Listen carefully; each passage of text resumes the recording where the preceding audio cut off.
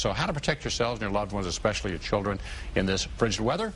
Well, joining us right now, of course, is our friend, Dr. Zaid from Providence Park Hospital in Novi. Thank you so much for coming in, as always. Thank you for having me. So we've been sitting here talking about, we've had 2 people die in this bitter, bitter cold. So, I mean, how cold do you have to get? How cold does your body have to get in order to lose your life? That's a great question, Carolyn.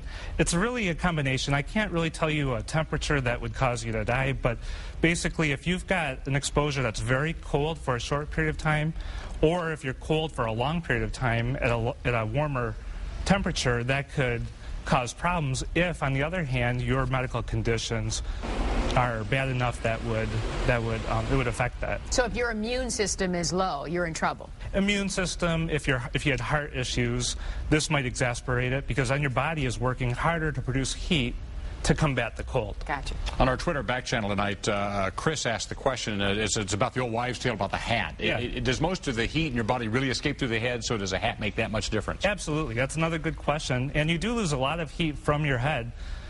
And so what happens is if you're cold, the first thing you do is you try to move your muscles, and your body does that without you thinking. You shiver.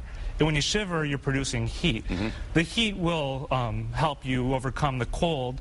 And so if you have a hat on your head, that'll also prevent you from so there you go. Wives' tale proved. Yeah. So what should we do right now, especially because Dave says, I think next Tuesday or Wednesday, our temperatures are going to drop below 0 again. So if we're outside, I mean, we tell everyone common sense, layer up and things like that, yet we still had 2 people die. I think one woman was sitting out in the cold. And so the most important thing is to know what your risk factors are. If you've got medical conditions that put you at higher risk, cardiac risk factors, chronic disease, you want to take extra caution, and really everybody should take extra caution. Wearing wool and polyester seem to be better than other clothing because that pulls sweat away from your clothing.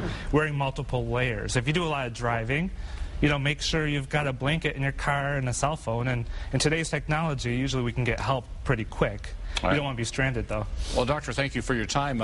If you have some more questions for him, Prime Care Novi is his Twitter handle, and you can find it through our back channel. So, thank you, Steve. And I know you can get to some of those questions as time goes on also. Thank you very much.